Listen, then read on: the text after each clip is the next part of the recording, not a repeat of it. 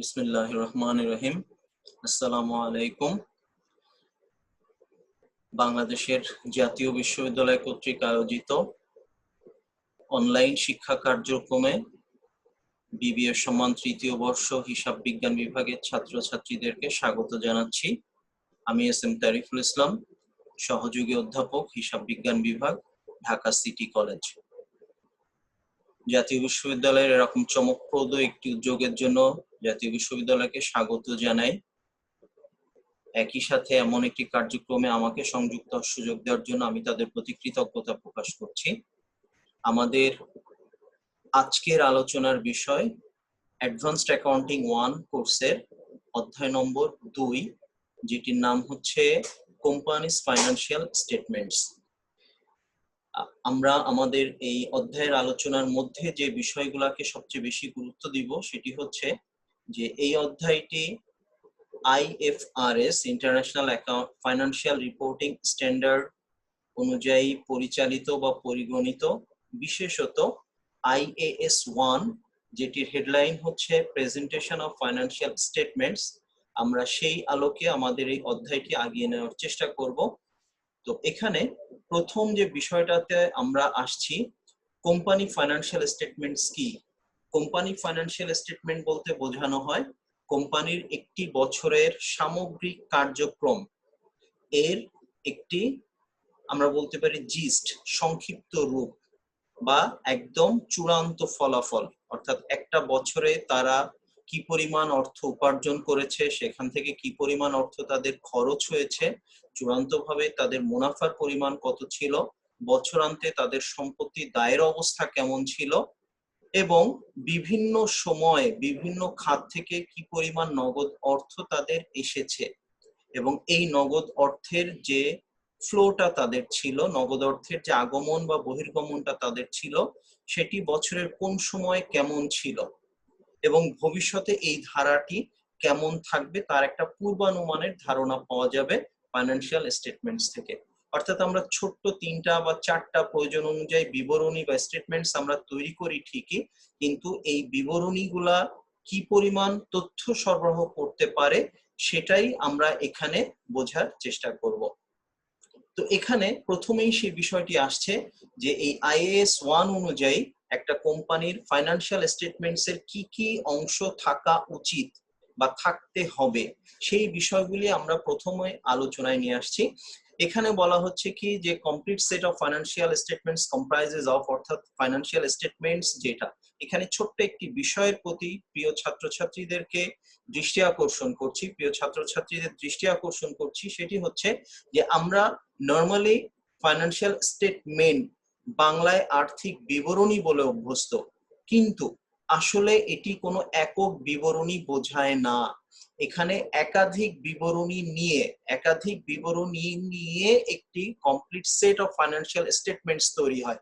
সুতরাং এটাকে কোনো একক বিবরণী হিসাবে চিন্তা না করে এখানে একাধিক বিবরণীর একটি সামষ্টিক রূপ হিসাবে চিন্তা করতে হবে, এবং সেই অনুযায়ী এখানে বলা হচ্ছে যে কি কি বিবরণী বা কি কি স্টেটমেন্টস এখানে থাকতে পারে। সেগুলি হচ্ছে কি, ব্যালেন্স শিট, একটা ব্যালেন্স শিট থাকবে, আমরা বাংলায় বলি উদ্ধৃত্ত পত্র, প্রচলিত আরো একটি নাম আমরা ব্যবহার করে অভ্যস্ত, সেটি হচ্ছে আমাদের স্টেটমেন্ট অফ ফাইন্যান্সিয়াল পজিশন। দেন আমাদের থাকবে ইনকাম স্টেটমেন্টস, দেন আমাদের থাকবে statement of changes in owners equity. এটাকে আরো একটা নাম ব্যবহার করে আমরা অভ্যস্ত, সেটি হচ্ছে স্টেটমেন্ট অফ রিটেইন আর্নিংস। যদিও দুইটা স্টেটমেন্টের কন্টেন্টের মধ্যে কি কি বিষয় অন্তর্ভুক্ত থাকবে তার মধ্যে বিস্তর ব্যবধান রয়েছে। চতুর্থত যেটি আসে সেটি হচ্ছে স্টেটমেন্ট অফ ক্যাশ ফ্লোস বা ক্যাশ ফ্লো স্টেটমেন্ট, এবং সর্বশেষ যেটা আসে সেটা হচ্ছে যে আমাদের এই যে ব্যালেন্স শিট আমরা তৈরি করছি, এই যে ইনকাম স্টেটমেন্ট তৈরি করছি, statement of retained earnings or statement of changes in owners equity বা ক্যাশ ফ্লো স্টেটমেন্ট আমরা যে তৈরি করছি, এর মধ্যে যে বিষয়গুলি অন্তর্ভুক্ত থাকে তা অনেক এক বা একাধিক গণনা দ্বারা সাপোর্টেড হয়। এই যে সকল গণনা দিয়ে আমরা এখানে উপস্থাপিত তথ্যকে সাপোর্ট করছি বা এর সাপোর্টে যেসব তথ্য আমরা উপস্থাপন করছি, সেই বিষয়গুলা এখানে গণনা আকারে অন্তর্ভুক্ত করতে হবে, যেটাকে আমরা বলি notes to the financial statements, এবং গুরুত্বপূর্ণ সকল বিষয়ের পূর্ণাঙ্গ ব্যাখ্যা নোটের মধ্যে দিতে হবে, যাতে একজন ব্যবহারকারীর মধ্যে যদি কোনো রকম প্রশ্ন তৈরি হয় এই তথ্যটা কোথা থেকে আসছে, তাহলে তারা বা তিনি যেন এই তথ্যের উৎসটা নোটের মধ্যে গেলে খুঁজে পেয়ে যান। এরপর আমরা যেটা বলছি সেটা হলো যে IAS 1 preparation or presentation of financial statements, এখানে কিন্তু আমাদেরকে কিছু নির্দেশনা দিয়ে দেওয়া হয়েছে। অর্থাৎ ফাইন্যান্সিয়াল স্টেটমেন্ট যখন আমরা তৈরি করতে যাব তখন কিন্তু আমাদেরকে অবশ্যই কিছু নীতিমালা, বেসিক নীতিমালা কিছু আমাদেরকে অনুসরণ করতে হবে। সেগুলি হচ্ছে কি, ফার্স্ট অফ অল আমাদের আছে গোয়িং কনসার্ন, অ্যাজাম্পশন। আমরা জানি যে জেনারেল অ্যাকসেপ্টেড অ্যাকাউন্টিং প্রিন্সিপালস এর মধ্যে যে অ্যাজাম্পশনস গুলো ছিল তার একটা হচ্ছে গোয়িং কনসার্ন অ্যাজাম্পশন। আমরা যার সংজ্ঞা হিসাবে জানি যে একটা ব্যবসা প্রতিষ্ঠান যখন তাদের কার্যক্রমগুলো আরম্ভ করে তখন তারা এভাবেই ধরে নেয় যে এই ব্যবসা প্রতিষ্ঠান যে শুরু হচ্ছে এটা অনির্দিষ্ট কাল ধরে চলতে থাকবে, যার ফলে দেখা যায় যে আমরা যখন সম্পত্তির আয়ুষ্কাল পূর্বানুমান করছি অবচয় ধার্যের উদ্দেশ্যে, যে একটা সম্পত্তি 10 বছর বা 20 বছর টিকে থাকবে, আমরা মনের অগোচরে এ ধারণাও কিন্তু করে ফেলছি যে আমাদের ব্যবসা প্রতিষ্ঠান তার পরেও টিকে থাকবে। অর্থাৎ 20 বছর পরে সম্পত্তিটা অবসোলেট হয়ে যাবে, অচল হয়ে যাবে, পরিত্যক্ত হয়ে যাবে, কিন্তু ব্যবসা কন্টিনিউ থাকবে। কোন প্রিন্সিপালস অনুযায়ী হচ্ছে? গোয়িং কনসার্ন অ্যাজাম্পশন অনুযায়ী হচ্ছে। নেক্সট আমাদের আসছে অ্যাক্রুয়াল বেসিস অ্যাকাউন্টিং, অর্থাৎ আমরা যখন ফাইন্যান্সিয়াল স্টেটমেন্টস গুলা তৈরি করি তখন আমরা বকেয়া ভিত্তিক হিসাব বিজ্ঞান ব্যবস্থা অনুসরণ করব।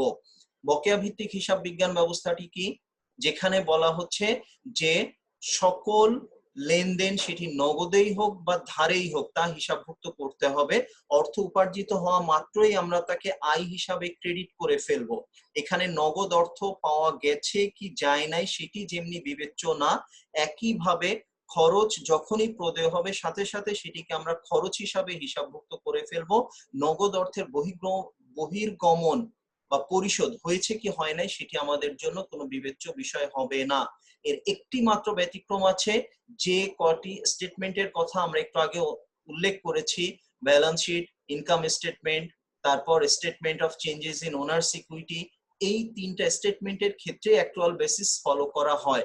অনলি ক্যাশ ফ্লো স্টেটমেন্টের ক্ষেত্রে কিন্তু আমরা অনুসরণ করব ক্যাশ বেসিস অ্যাকাউন্টিং, অর্থাৎ শুধুমাত্র নগদ প্রাপ্তি এবং নগদ প্রদান এখানে হিসাবভুক্ত করা হবে।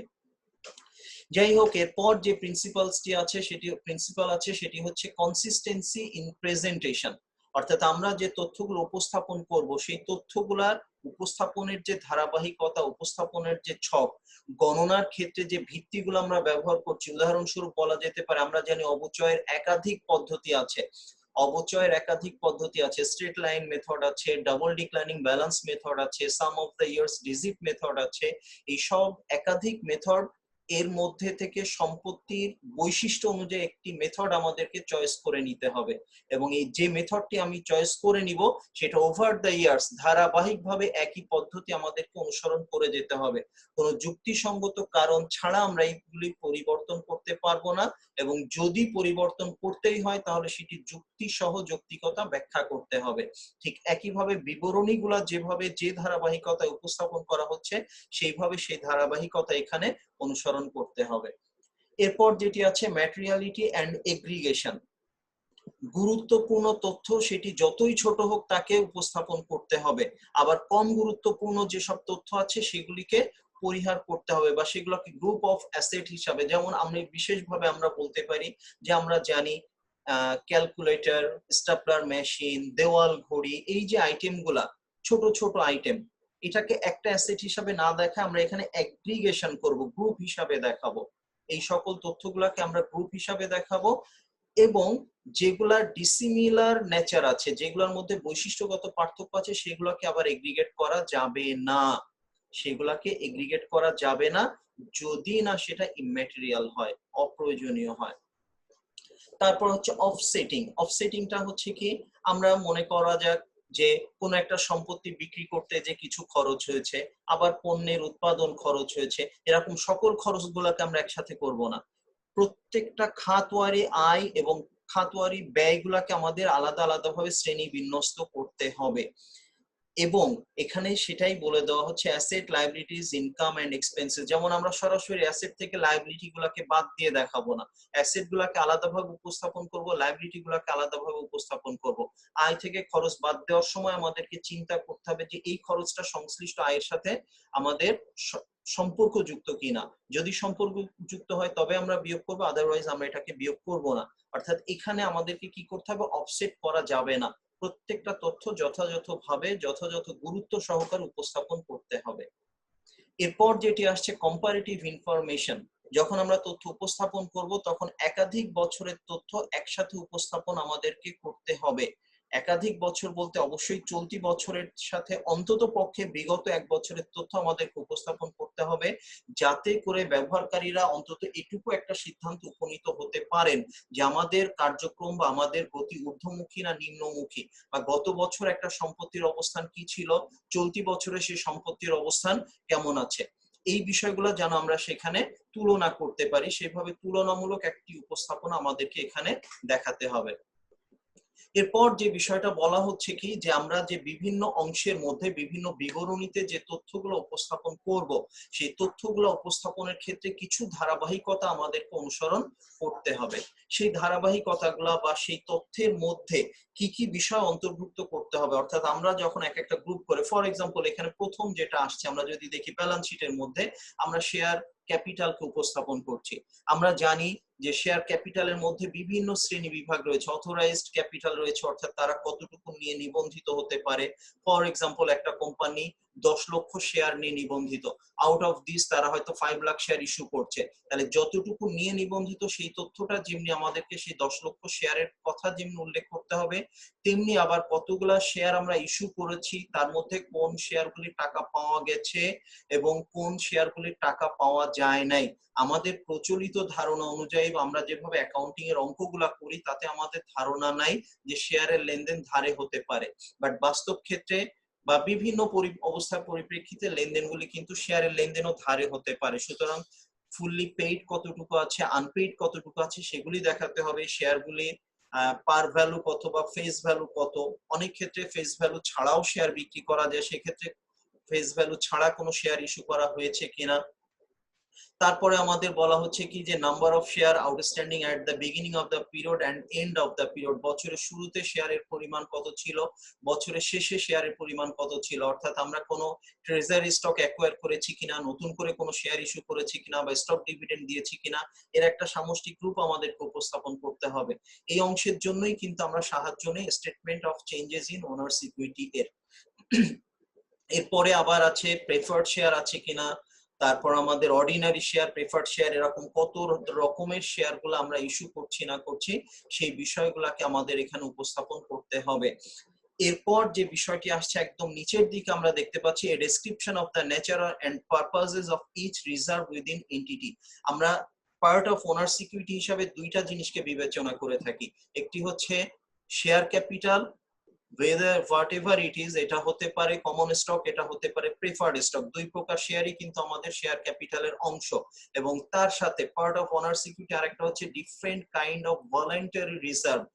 ভলান্টারি রিজার্ভ বলতে কি বোঝানো হয়, প্রতিষ্ঠান স্বেচ্ছায় নিজের ভবিষ্যতের যে কোনো প্রয়োজন মেটানোর জন্য বাধ্যতামূলক নয় ঐচ্ছিক কিছু তহবিল তৈরি করে থাকে। এই তহবিলের উদ্দেশ্য কি, তহবিলে কি কি পরিবর্তন এসছে, বছরের শুরুতে তহবিলে কত টাকা ছিল, বছরের শেষে তহবিলে কত টাকা এসছে, চলতি বছরে তহবিলে কোনো টাকা যুক্ত করা হয়েছে কিনা, তহবিল থেকে কোনো টাকা ব্যবহার করা হয়েছে কিনা, তার একটি ব্যাখ্যা এখানে সংযুক্ত করতে হবে। নেক্সট আমাদের আসছে ইনকাম স্টেটমেন্ট। ইনকাম স্টেটমেন্টে কি কি বিষয় আসে আমরা দেখতে পাচ্ছি। ইনকাম স্টেটমেন্টে আসবে, আমরা জানি শুরুতেই বলেছি ইনকাম স্টেটমেন্টের উদ্দেশ্য হচ্ছে একটা ব্যবসা প্রতিষ্ঠানের মুনাফা বা ক্ষতির পরিমাণটা বের করা, আয়ের বিপরীতে একটি বছরের আয়ের বিপরীতে ওই বছরের সংশ্লিষ্ট আয়ের সাথে সংশ্লিষ্ট ব্যয়গুলোকে সমন্বয় করতে হবে, আবার একটি বছরের আয়ের বিপরীতে ওই বছরের সাথে সম্পর্কযুক্ত খরচগুলোকেও সমন্বয় করতে হবে। তো এই উদ্দেশ্য নিয়ে আমরা এখানে যে তথ্যগুলো দেখাবো সেগুলি হচ্ছে রেভিনিউজ আসবে, অর্থাৎ সকল প্রকার আয় আসবে, বিভিন্ন প্রকার অর্থায়ন ব্যয় আসবে, অর্থায়ন ব্যয় বলতে আমাদের এখানে যেটা এখানে মনে রাখতে হবে, অর্থায়ন ব্যয় বলতে সম্পত্তি ক্রয়ের ব্যয় না, বরং আমাদের আয় উপার্জন করতে যে খরচগুলা হচ্ছে, আয় করতে গেলে খরচ করতে হবে। যেমন উদাহরণস্বরূপ যদি আমরা বলার চেষ্টা করি যে আমরা পণ্য বিক্রি করে অর্থ উপার্জন করছি, যে পণ্যটা বিক্রি করছি সেই পণ্যটা আমাদেরকে কিনতে হচ্ছে, that should be the finance cost of financing of that particular goods or commodities. Next আসছে আমাদের share of profit or loss associated and joint venture of associate and joint venture accounted for using the entity method.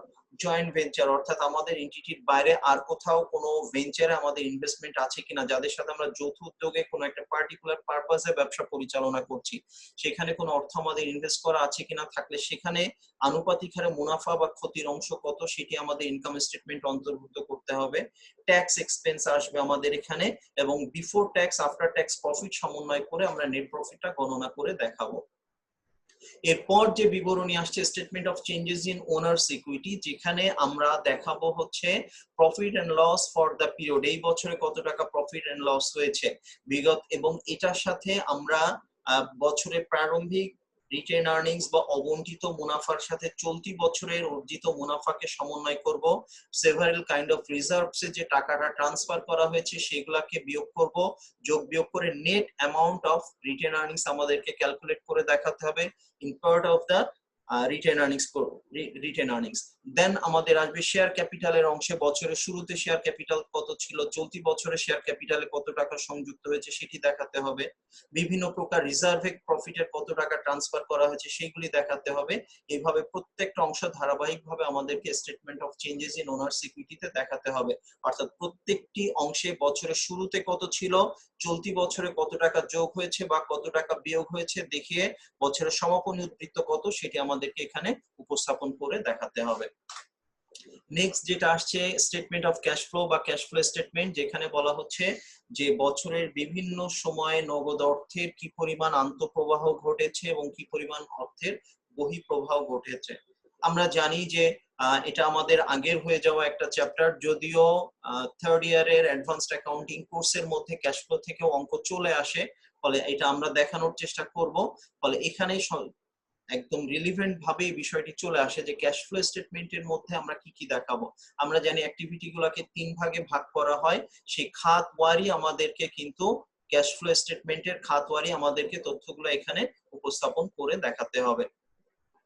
এবং cash flow statement তৈরি করার ক্ষেত্রে relevant যে IAS আছে, IAS 7 statement of cash flows, যেখানে guideline provide করা হচ্ছে statement of cash flow কিভাবে উপস্থাপন করতে হবে, কিভাবে তৈরি করতে হবে, কোন ইনফরমেশন কোন অংশে উপস্থাপন করতে হবে সে বিষয়ে দিক নির্দেশনা দেওয়া আছে। নেক্সট আছে আমাদের নোটস। আমরা নোটের কথা আগেই বলেছি যে নোটের জন্য আইএস 1 এর প্যারাগ্রাফ আছে, প্যারাগ্রাফ 108 থেকে 115 পর্যন্ত। এই প্যারাগ্রাফ গুলোর মধ্যে বিস্তারিত নির্দেশনা দিয়ে দেওয়া আছে। আপাতত আমাদের রিলিভেন্ট হিসাবে আমরা যেটুকু আলোচনা করব সেটি হচ্ছে আর্থিক বিবরণীর মধ্যে যে তথ্যগুলাকে আমরা উপস্থাপন করছি সেই তথ্যগুলা কতটুকু, যে তথ্যগুলো আমরা উপস্থাপন করছি তার সাপোর্টিং ক্যালকুলেশন সবগুলো অবশ্যই নোটের মধ্যে থাকতে হবে। যেমন ফর এক্সাম্পল আমরা যদি দুইটা উদাহরণ দিয়ে আমি বোঝানোর চেষ্টা করছি, সময়ের বিষয়টি আসলে আমাদেরকে মাথায় রাখতে হয়।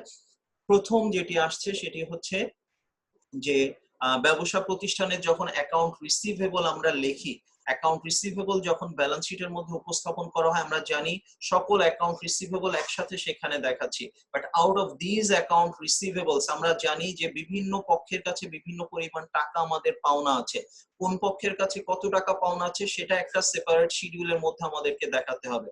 আমরা ফিক্সড অ্যাসেটকে সাধারণত আমরা প্রচলিত ভাবে যখন অঙ্ক করি তখন প্রত্যেকটা ফিক্সড অ্যাসেট প্ল্যান্ট অ্যাসেটকে আলাদা আলাদা ভাবে দেখে সেখান থেকে অবচয় বাদ দিয়ে উপস্থাপন করি। কিন্তু যখন কর্পোরেট ফাইন্যান্সিয়াল রিপোর্ট তৈরি করা হয় সেখানে কিন্তু সমস্ত ফিক্সড অ্যাসেট গুলোকে একসাথে করে ফেলা হয়, তখন স্বাভাবিকভাবেই প্রশ্ন চলে আসতে পারে যে ফিক্সড অ্যাসেটের মধ্যে কি কি অ্যাসেট আছে, সেই অ্যাসেটে চলতি বছরে কি কি ডেপ্রিসিয়েশন চার্জ করা হয়েছে, এই বিবরণগুলো আমরা পাবো কোথায়, নোটের মধ্যে। এরপরে আমাদের আসছে যে নোটের আরেকটা বিষয় হচ্ছে অ্যাকাউন্টিং পলিসি গুলাকে আমাদের এখানে ডিসক্লোজ করে দিতে হবে। যেমন ফর এক্সাম্পল অ্যাকাউন্টিং পলিসি বলতে কি বোঝায়, ইনভেন্টরি ভ্যালুয়েশনের মেথড কি ছিল, ডেপ্রিসিয়েশন চার্জের মেথড কি ছিল, কেন আমি ডেপ্রিসিয়েশন চার্জের জন্য ওই পার্টিকুলার মেথডটাকে চয়েস করছি তার লজিক আমাদেরকে বলতে হবে। এরকম প্রত্যেকটা অংশের জন্য আমাদেরকে যুক্তি, যে আমাদের অবচয় ধার্যের জন্য সবচেয়ে সহজ পদ্ধতি আমরা জানি আমাদের জন্য হচ্ছে স্ট্রেট লাইন মেথড বা সরল রৈখিক পদ্ধতি। এখন এটা আমাদের স্বাধীনতা কিন্তু নাই যে আমরা সকল সম্পত্তির জন্য অবচয় ধার্য করব স্ট্রেট লাইন মেথডে, বরং আমাদের জন্য কিছু নির্ধারিত নীতিমালা আছে। সেই নীতিমালা অনুযায়ী কিন্তু আমাদেরকে অবচয় ধার্যের পদ্ধতিটা নির্ধারণ করতে হবে, এবং এই অবচয় ধার্যের পদ্ধতিটা যখন আমরা নির্ধারণ করব তখন প্রত্যেকটার বিপরীতে যে যুক্তি আছে সেই যৌক্তিকতা আমাদেরকে এখানে বিশ্লেষণ করে দিতে হবে। নেক্সট আমাদের আসছে আইএএস 1 এর আওতায় আরো কিছু গুরুত্বপূর্ণ সংজ্ঞা বা কিছু অ্যাসেটের ক্লাসিফিকেশনের যে রুলগুলো আছে সেগুলো আমরা এখানে ব্যাখ্যা করার চেষ্টা করছি। খুব সংক্ষিপ্ত আকারে এখানে সব দেওয়া আছে, প্লাস আমরা নিজেরাও একটু চেষ্টা করলে কিন্তু এটা পেয়ে যাই। আসলে যদি আমরা একটু গুগল করে নিই, আইএএস 1 দিয়ে সার্চে দিলে আমরা আসলে সমস্ত বিষয়গুলো পেয়ে যাব। তারপরেও একটু দেখায় দাও খুব সংক্ষেপে। কারেন্ট অ্যাসেটের মধ্যে কি হবে? কারেন্ট অ্যাসেটের প্রথম কথা হচ্ছে যে সম্পত্তিগুলা বিক্রয়ের জন্য রাখা হয়েছে, যে সম্পত্তিগুলা বিক্রয়ের জন্য রাখা হয়েছে সেই ইন্টেন্ডেড ফর সেল, বিক্রয়ের জন্য রাখা হয়েছে, কনজাম্পশনের জন্য রাখা হয়েছে।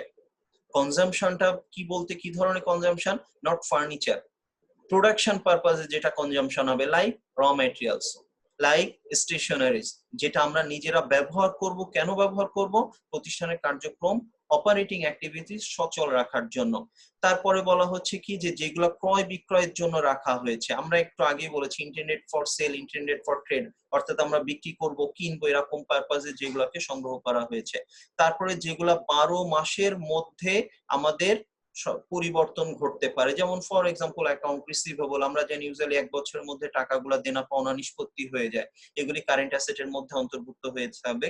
এর বাইরে ক্যাশ ইকুইভ্যালেন্ট যে আইটেমগুলো আছে, যে সম্পত্তিগুলা নগদের সমতুল্য হিসাবে বিবেচনা করা হয়, যেমন হতে পারে অ্যাকাউন্ট রিসিভেবল এর পাশাপাশি আসতে পারে নোটস রিসিভেবল, আমরা খুব দ্রুত ডিসকাউন্ট করে ক্যাশে কনভার্ট করতে পারি। ইনভেন্টরি, আমরা এটাকে সেল করে ক্যাশে কনভার্ট করতে পারি।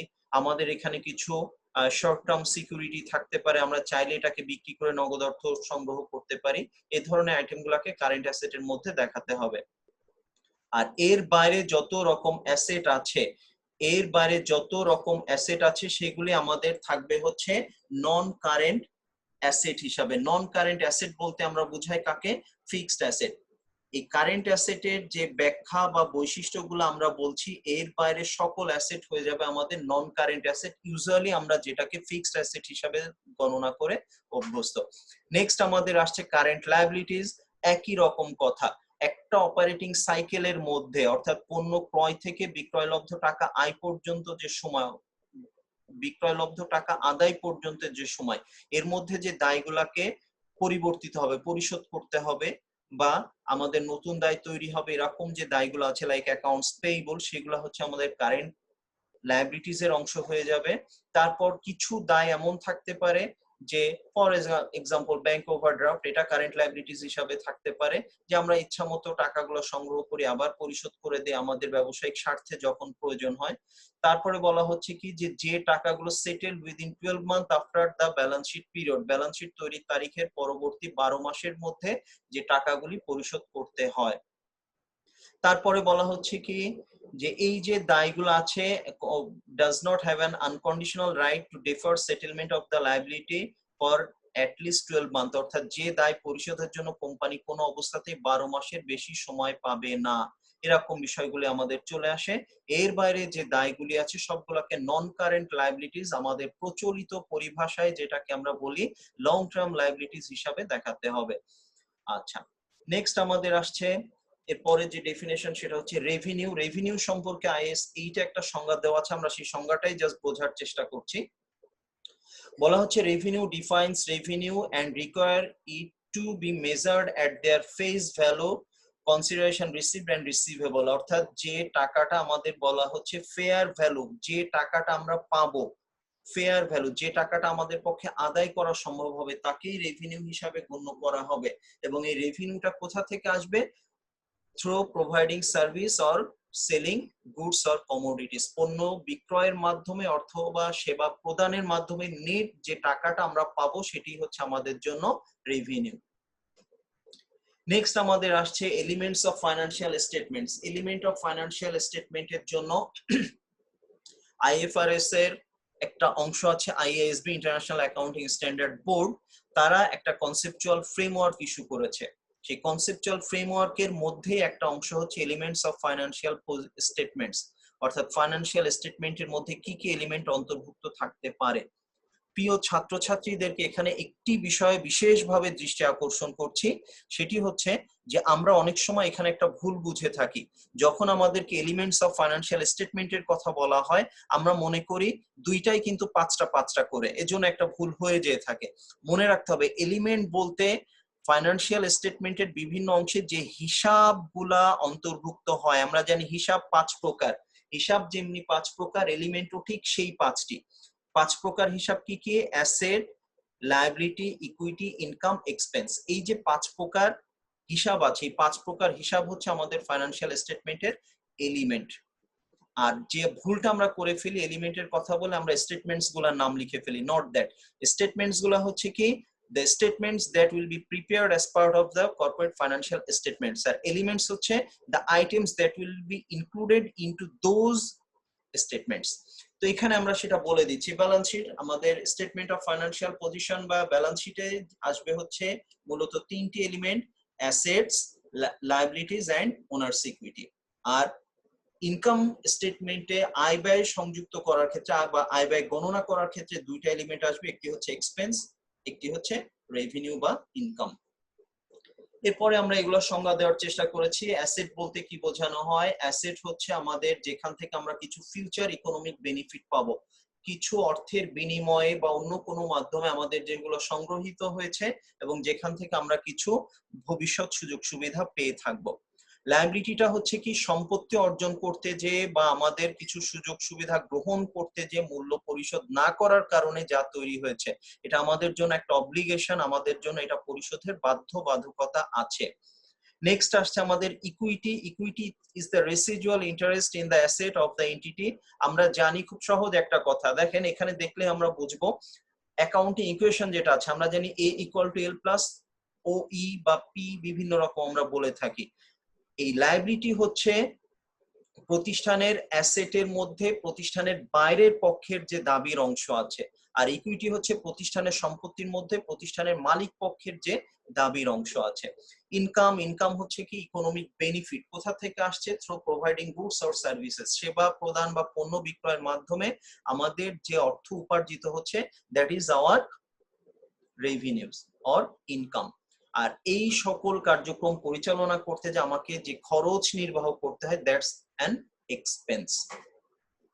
এরপর আমরা বলছি অ্যাডিশনাল ফ্যাক্টস, ইনকাম স্টেটমেন্টের সাথে রিলেভেন্ট কিছু বিষয় বা যেরকম কিছু ছোট ছোট প্রশ্ন আমরা এখানে মূলত প্রথমে হাইলাইট করার চেষ্টা করছি। আমাদের প্রশ্ন পদ্ধতি অনুযায়ী 1 মার্কসের প্রশ্নে যে আইটেমগুলো চলে আসে সেগুলো আলোচনায় আসছে, এবং যখন এগুলাকে গ্রুপ আকারে আলোচনা করা হচ্ছে তখন থিওরিটিক্যালি এটা 4 মার্কসের প্রশ্নের মধ্যেও কিন্তু চলে আসতে পারে। তো 1 মার্কসের প্রশ্নের সাথে রিলেভেন্ট এরকম আরো কিছু বিষয় আমরা এখানে আলোচনায় নিয়ে আসছি। যেমন ফার্স্ট অফ অল আমাদের আছে multiple step income statement. Multiple step income স্টেটমেন্টের মধ্যে আমাদের আসছে যে যেখানে আয় এবং খরচগুলোকে শ্রেণী বিভক্ত করে দেখানো হয়। এর বিপরীত যেটা আছে সেটা হচ্ছে single step income statement. Single step income স্টেটমেন্টে আয়েরও কোনো শ্রেণী বিভাগ করা হয় না, খরচেরও কোনো শ্রেণী বিভাগ করা হয় না। বাট মাল্টিপল স্টেপ ইনকাম স্টেটমেন্টের মধ্যে আমরা কি করছি? আয় এবং খরচ দুইটাকেই শ্রেণী বিন্যস্ত করে দেখাচ্ছি। Direct revenue, indirect revenue, operating revenue, নন অপারেটিং রেভিনিউ। ডাইরেক্ট ঠিক একইভাবে খরচের ক্ষেত্রে direct expense, indirect expense, operating expense, নন অপারেটিং এক্সপেন্স, এভাবে আমরা সেগ্রিগেট করে শ্রেণী বিভক্ত করে আমরা বিষয়গুলোকে দেখানোর চেষ্টা করি।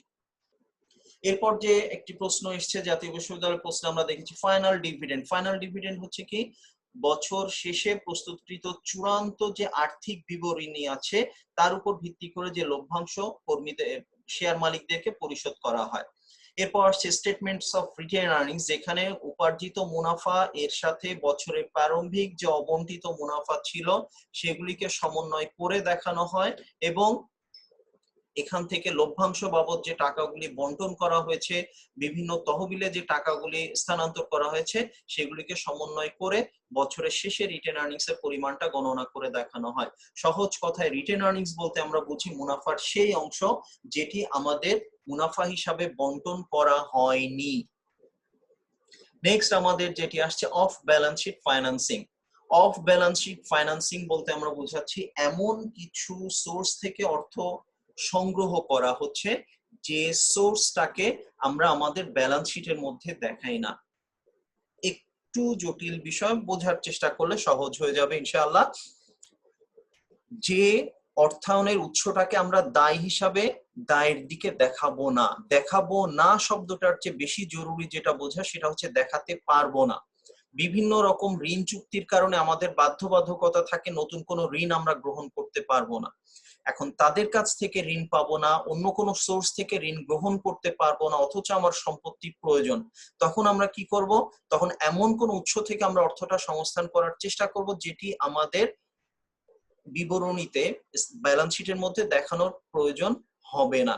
যেমন ফর এক্সাম্পল আমরা একটা সম্পত্তি, এখানে আমরা উদাহরণ হিসাবে বোঝানোর চেষ্টা করছি যেটা যে আমরা অপারেটিং লিজের মাধ্যমে একটা সম্পত্তি নিয়ে আসছি, অর্থাৎ মূল্যটা আমরা কিস্তিতে আস্তে আস্তে পরিশোধ করবো। এবং অপারেটিং লিজ, আমরা লিজ চ্যাপ্টারের মধ্যে গেলে বিষয়টি ইনশাআল্লাহ আরো ক্লিয়ার হয়ে যাবে।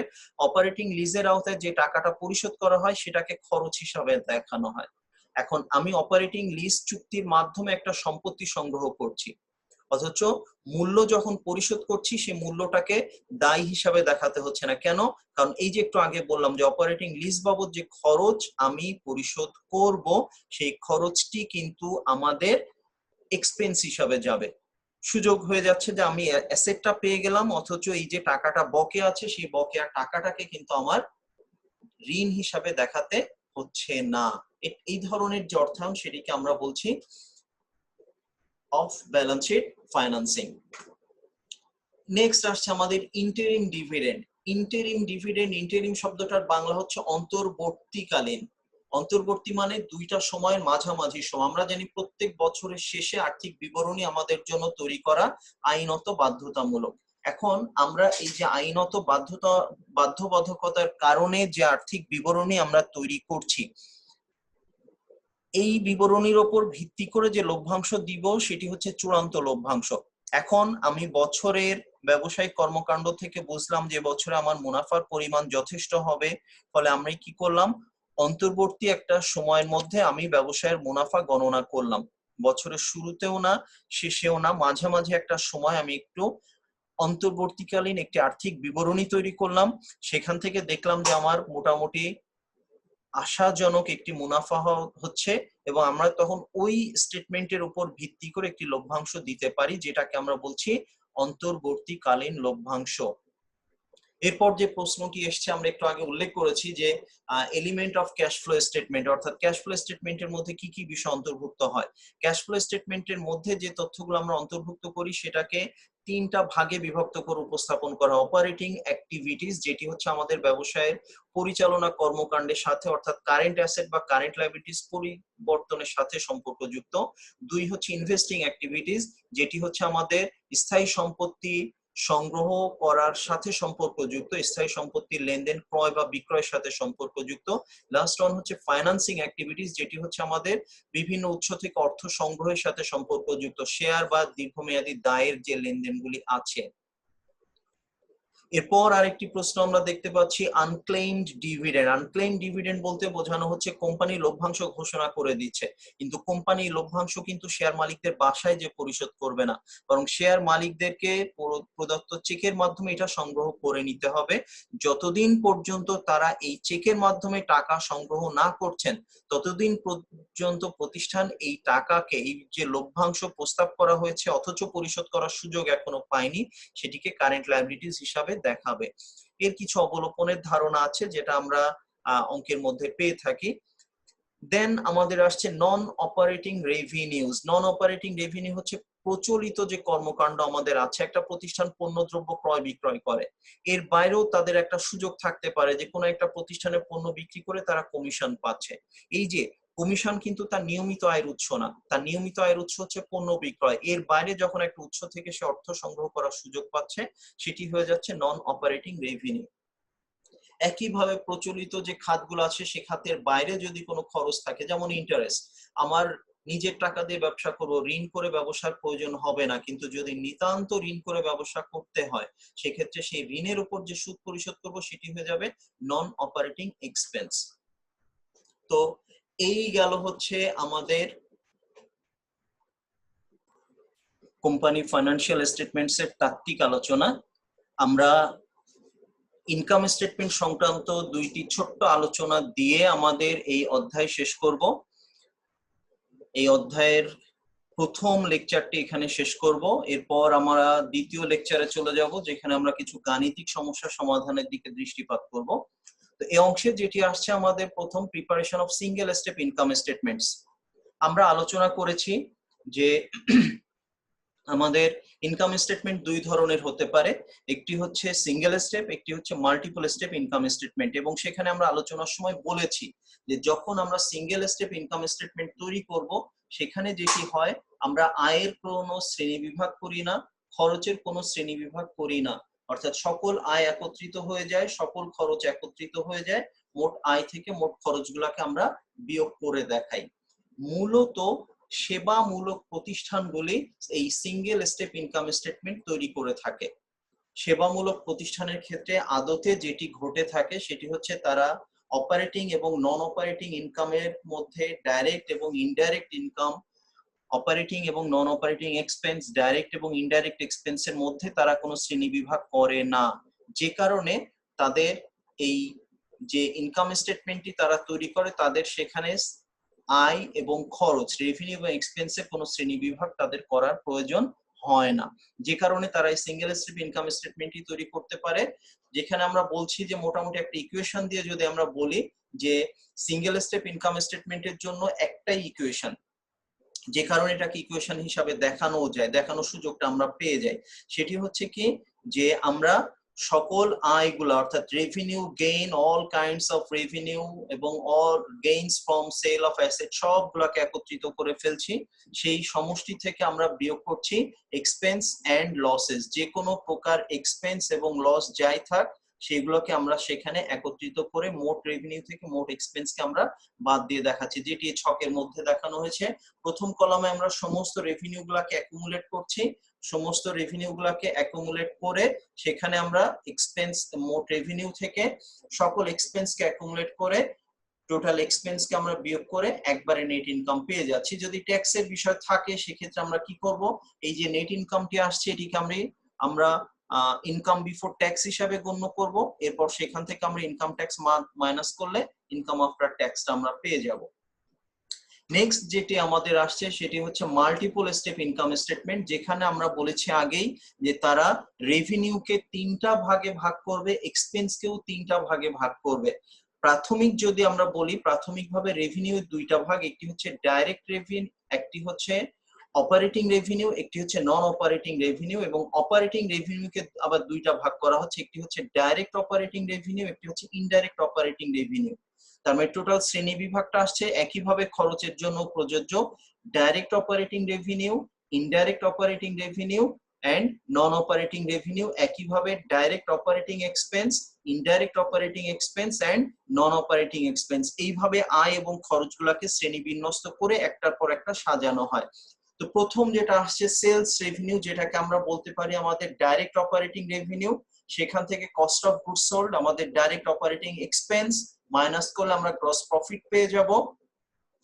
যদি প্রতিষ্ঠানের কোনো indirect operating revenue like discount receive যদি থাকে তাহলে সেই ডিসকাউন্ট রিসিভটাকে আমরা এখানে যোগ করব, প্রফিট অন কনসাইনমেন্ট যদি থাকে সেটিকে আমরা গ্রস প্রফিটের সাথে যোগ করব, দেন আমরা মাইনাস করব ইনডাইরেক্ট অপারেটিং এক্সপেন্স, যেটাকে সচরাচর আমরা অপারেটিং এক্সপেন্স হিসাবে লিখে অভ্যস্ত, সেটা মাইনাস করলে আমরা পেয়ে যাব হচ্ছে income from operation. Then next আমাদের আসবে হচ্ছে non operating revenue like interest, gains etcetera, এগুলাকে আমরা যোগ করব, এবং non operating income like interest, then loss on sale of assets, এগুলাকে মাইনাস করলে আমরা পেয়ে যাব নেট ইনকাম বিফোর ট্যাক্স। এই নেট ইনকাম বিফোর ট্যাক্স থেকে ট্যাক্স বাদ দিলে আমরা ইনকাম আফটার ট্যাক্স পেয়ে যাব। তো এই গেল হচ্ছে আমাদের কোম্পানি ফাইন্যান্সিয়াল স্টেটমেন্টের প্রথম লেকচার, যেটি আমরা এখানেই শেষ করছি। এর পরবর্তী অংশে থাকবে পরবর্তী লেকচার, সেখানে আমাদের কিছু গাণিতিক সমস্যা সমাধানের চেষ্টা করব এবং আরো দু একটি, তার আগে গাণিতিক সমস্যাতে যাওয়ার আগে আরো দু একটি তাত্ত্বিক বিষয় বা এরকম কিছু স্টেটমেন্ট তৈরির বিষয় দিক নির্দেশনা সেখানে আমাদের থাকবে। তারপর আমরা গাণিতিক অংশে যাব। তো সে পর্যন্ত সকল ছাত্রছাত্রীকে ধন্যবাদ জানাচ্ছি, সবাইকে যথাযথ স্বাস্থ্য বিধি মেনে চলার জন্য বিনীত অনুরোধ জানাচ্ছি। কারণ আমরা প্রত্যেকে যদি সতর্ক থাকি তাহলে আমাদের আশেপাশে আপনজন যারা আছে তারাও সুস্থ থাকবে, আমাদের সুস্থতার জন্য সেটি কাজে দিবে। সবাইকে ধন্যবাদ, সবার জন্য শুভকামনা। আল্লাহ হাফেজ।